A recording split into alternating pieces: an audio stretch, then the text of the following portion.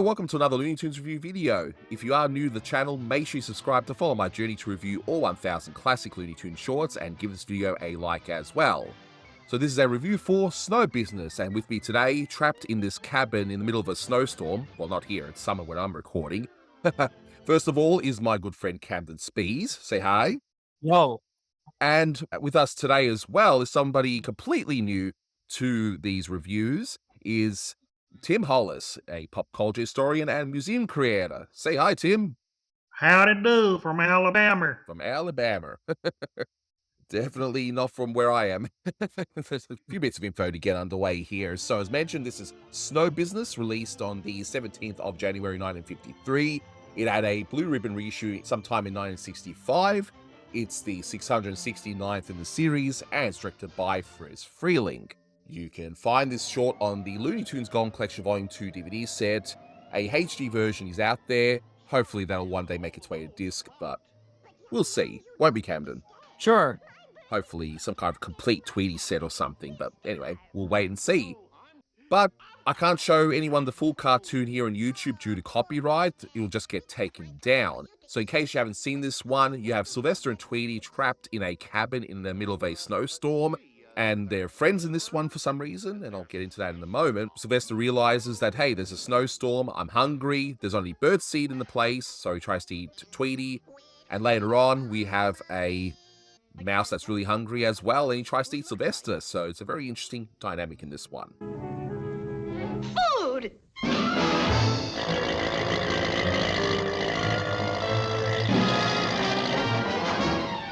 Now, a few bits of trivia for this one. So the title, it should be obvious, but I'll mention it anyway. It's a pun on show business. So Snow Business, show business. So pretty straightforward there. Now, this outing is very unusual because in this one, the pair actually start off as friends. Which I must say, the reason I brought Tim on, or also the reason I decided to do this one was because of the record. And having two characters that are typically enemies being friends is very children's record-like formula. 100%. I totally agree. I think this is the first time we see that they were actually friends. But yeah, it's definitely unusual. Now, what's interesting about this one as well is that it's actually very similar to the plot of Canned Feud, where Sylvester is left home by accident and he tries to get something to eat, but he's tormented by a mouse. And then, later on, once the Paddy Freleng do the Pink Panther shorts, there is one short called Pinknic, which is a very unusual name, but anyway, you gotta have a pink pun in there somewhere, right? And it has the same idea where the Pink Panther's snowed in, and there is a mouse there that tries to eat the main character. And a lot of the gags are shared between the two. I mean, it's not quite the same story, but it's very similar. And it's not surprising, the layout artist of this short, Snow Business, was the director of Pinknic, and he even reuses a gag from Greedy for Tweety, where the main character, Sylvester's drowsy and the bulldog walks gradually closer. It happens here with Pink Panther, so there you are. How dare they reuse gags, huh, Tim? Oh, yeah. And as I've said before, they didn't think people were going to be comparing these cartoons. If the Tweety cartoon and the Pink Panther cartoon were a decade apart, who was going to be comparing them, Lots from time to time. Over at Hanna-Barbera, we discussed in my first commentary. The first commentary I did, Tim, with Anthony was Windblown Hair, which of course is the exact same premise was used almost directly all over again in the first Yogi Bear show episode because of Warren Foster. Right. Yeah, I remember that. Well, when you've got to turn out the material, you learn to use anything you can, even if you've written it before. I know I've done the same How thing. do you reuse stuff? Yeah, no, it makes sense. You're bound to repeat something, and at some point, if something worked really well, why not reuse it? A lot of times, Friz Freleng, I've noticed, is when he reuses a gag, a lot of the time he will improve on it. So it's like an opportunity. Hey, this worked great last time. What if we add this twist or do it in this way? So a lot of times it's not even straight up copying, it's an improvement. No, I think the record was written by Warren Foster because Warren Foster and Mike Maltese, particularly Warren Foster or Chet Pierce, I think all three of them wrote records at some point. Tim, did all three of them write records at one point? I'm not sure, but I think they very well could have. if there was no direct connection, at least in style, there's a very close parallel between the way the characters were softened for the children's records and the way they were softened in, let's say, the Little Golden Books. I think I commented in one of my books that the Little Golden Books tended to dumb down the characters. If you've ever seen the Little Golden Books version of characters who normally got the best of their adversaries by tricking them, like Bugs Bunny or Woody Woodpecker, in the children's books, they could triumph by trickery. It had to be a much more family friendly, or I guess you'd say teach a moral lesson type thing. And here's one thing that was interesting about that. Of course, the Golden Books and all of the Whitman books were all produced by Western Publishing, but yet it seemed that the Whitman titles were always closer to the regular source material. And I don't know exactly why, except maybe I think the Golden Books were produced on the East Coast and the Whitman books on the West Coast. So maybe the Whitman writers were closer to the people who were actually making the cartoons. Wow, there's so much history when it comes to the comics. It's no business. First of all, Tim, you said to me you saw this numerous times, but opposite thing to what happened with me, where I only saw this once, and that was the Looney Tunes Golden Collection Volume 2 back in the day, and I haven't rewatched it since until now for this review. But you said to me before we recorded, it was shown all the time where you were. Yeah, it was a pretty regular feature of the network Bugs Bunny Roadrunner show that then became the Bugs Bunny and Tweety show before it went off the air. I guess it was maybe the mid-70s. Even for a brief time, there was a Saturday morning Sylvester and Tweety show, and it was a part of that rotation as well. So, yeah, that cartoon, I don't know why it was so common on American television, but it was obviously one that was a part of the network package that they really, really liked.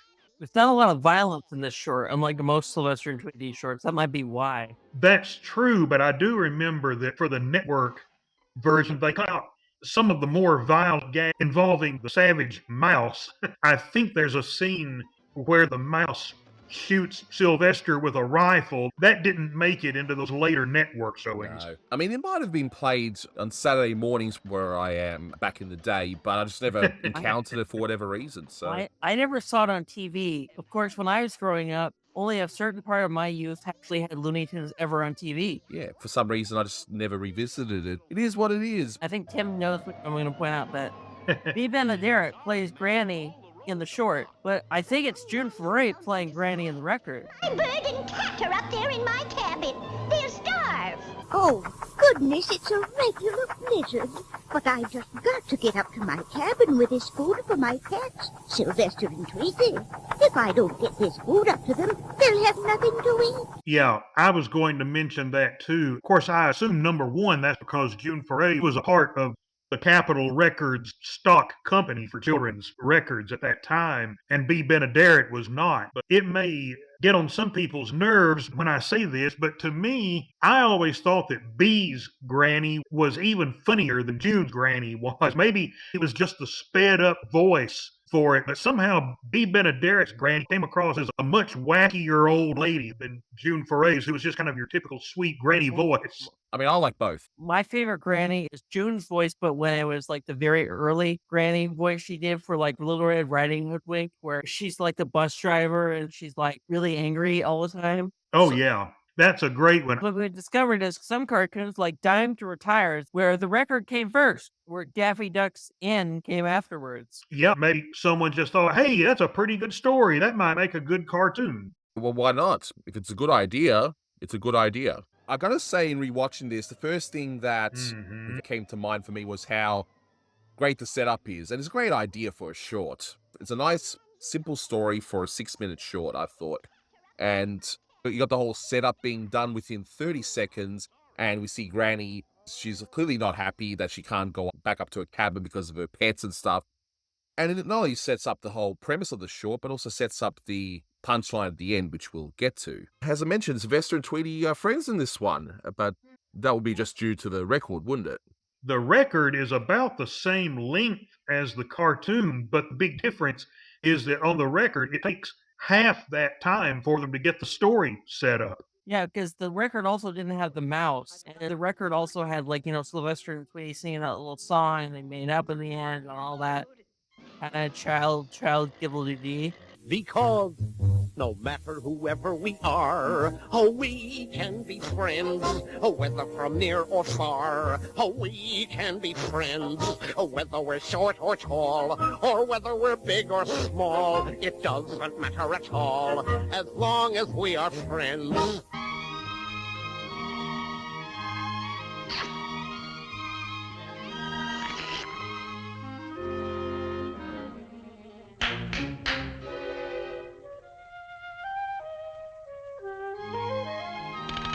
Oh, yeah. The record has more of they all lived happily ever after ending. I mean, the record was aimed strictly at children, whereas the cartoons were made for everyone. One thing that I also wondered about that cartoon at the end, when Granny does finally show up and still all she has is bird seed, the thing I always wondered is, well, is Granny going to have to eat bird seed as well? And if she isn't, why isn't she feeding Sylvester some of her food? Yeah, that's a great point. Yes, actually, that's a good point.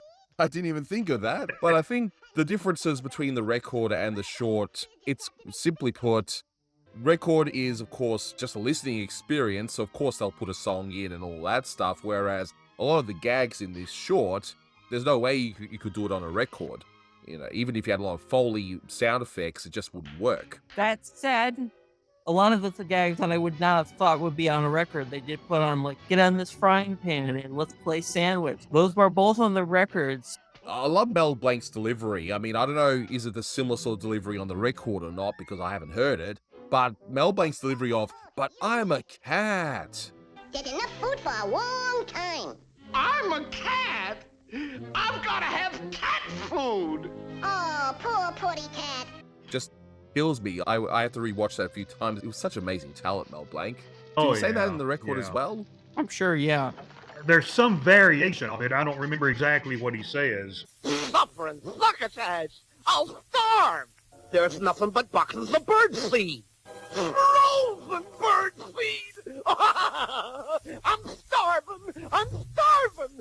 I'm too young to die! I gotta have pussycat food! Oh, what am I gonna do? What am I gonna do? Now, one of the things that's interesting is when we're comparing the two, I actually thought the sailboat thing was a lot more gruesome in the record than it was in the cartoon, because he's like, we've struck a leak, we're sinking. And he's like, well, Tweety should have drowned by now. I guess he With swam. her, it's just like, with the cartoon, it's just like, Tweety should have drowned by now. Yeah, it sounds a lot more gruesome. I've made you a nice little paper sailboat. How would you like to go for a sail in it, Oh, goody, I would like that. Sailing over the bounding main. Now, when the paper gets wet, the boat will sink, and I'll have Tweety bird stew. Just as I thought, the boat has sunk and Tweety has dissolved into a thin but savory broth. I'm not dissolved, putty cat. I'm right over here on the table. A tailboat? Yeah. How'd you like to go sailing, kiddo? Ooh, doody, I love tailing. Over the sea, west domain. We're coming right off again. Ooh, what a terrible tropical storm.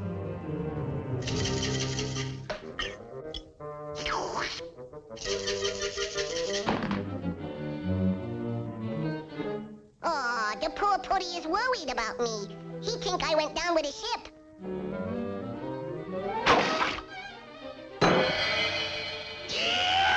But one thing that also interests me about this short, and it's happened in a few recent Sylvester and Tweeties with Warren Foster, I like the fact that it sets up that you think it's going to be one type of short the entire way through. So in this case, you think it's going to be just, oh yeah, Sylvester's going after Tweety because he's hungry, and that's going to be your whole short, right?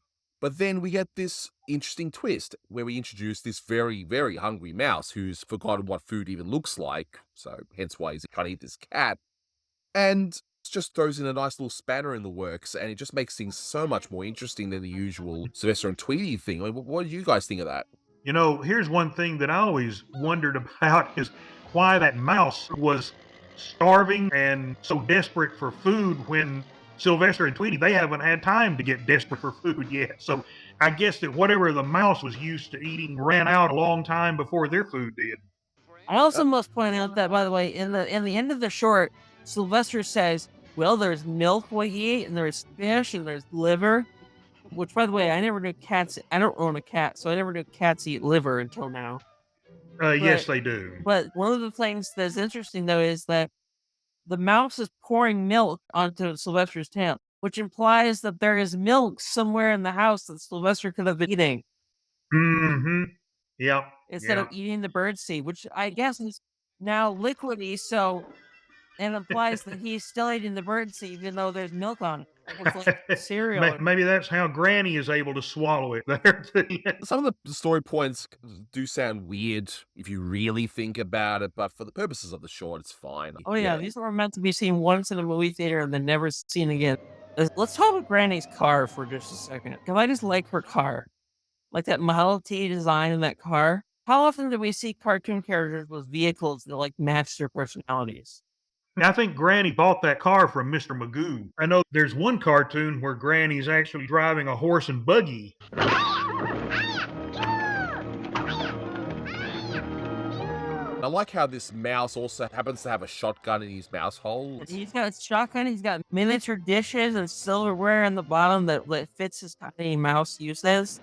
He's somehow got a toaster, which I always found it weird. But this is the only realistic example I've ever seen of a toaster in the cartoon, I think. Because when Sylvester pulls his tail out, it's just like his tail is burned, right? Every other time I've seen a toaster, people like pull out and somehow the tail is like toast shaped. Like Tom and Jerry and their waffle iron. And I guess Granny might be a smoker because she's got that old-fashioned thing to put out, cigarettes. I mean, she was a human being older in the 1950s. She was definitely implied to be a smoker. Oh, yeah. Yep. Yeah, probably remembers the Civil War or something. I don't know, given how old she might have. Oh, yeah. In one cartoon, she mentions Gettysburg. Yes, she does. Yeah, and hair trimmed, I think it also somewhat implies that she's like 50 years something, and then which would imply somewhat that she remembers the Civil War or something. But did you guys prefer the first half without the mouse, or did you think the mouse really added something to this short and made it more the fun? First half chummy, but the mouse makes it fun. But when I watch these shorts, especially now as the budgets get more trimmed and they're not, I guess, fully animated as it was in the late 30s and 40s, I like to see stand-up bits of animation. And my favorite bit in this one, animation-wise, has to be the animation of Sylvester rotating around. We're trying to be cooked by the mouse. You know, the whole thing, like his leg on a spit. I think that whole rotisserie bit, I think that was another of the scenes that got cut out in the later network showings. Why? That's weird. See, this is why I don't understand network censorship. I didn't grow up with that kind of network censorship. Well, Kamden, because they thought their kids would try and cook their own legs. That's why. Or cook their own cat's legs. Yeah, but that's how it works. Yeah. The most extreme things possible. That's where the network minds go to. Oh, what if this 1 in a billion chance thing happens? No, we can't have that. But I like how we get not just one punchline, but we also get 2 punchlines. So the first punchline you can see coming a mile away, and that's Granny bringing just the bird seed. You can see it, but it's still funny. I liked it. And the other one, of course, is that the mouse is still hungry and tries to eat Sylvester even after all that. I never understood when I first saw this cartoon. I always thought Sylvester was just screaming. I never knew that when Sylvester screams, it sounds like ew at the same time until rewatching it. And I think that's what it was implying also, like it was gross. Now, in terms of a rating, this one is a really solid Sylvester and Tweety short. I quite like this one. Great gags, and I like the twist that they did midway with the mouse. I'll give this one 9 out of 10. I thought it was pretty good. We'll start with Kamden. I know you hate rating things. I know you'll give it 10 out of 10 anyway, but what would you rate this one? I would say 10 out of 10. I'm a nice person, but once you force me to do Sugar and Spies, then we'll talk ratings. All right. And Tim, what would you rate this one? I'm not a rater at all, but yeah, I would put it up there 8 or 9, I'm sure. It's a solid cartoon, and I think it's one of Sylvester and Tweety's better shorts, in my opinion. So there we are. I mean, you can't compare it to Birds Anonymous, because that would be unfair a bit. Oh, that's a masterpiece, and I can't wait to get to that one. That's my favorite Friz Freleng short, I think. It's a solid one. I do agree with you there. But that's going to do it for this review. So thank you guys for watching. And until next time, take care. Bye-bye. Bye. Do you like it, Putty? Oh, Tom now. It can't be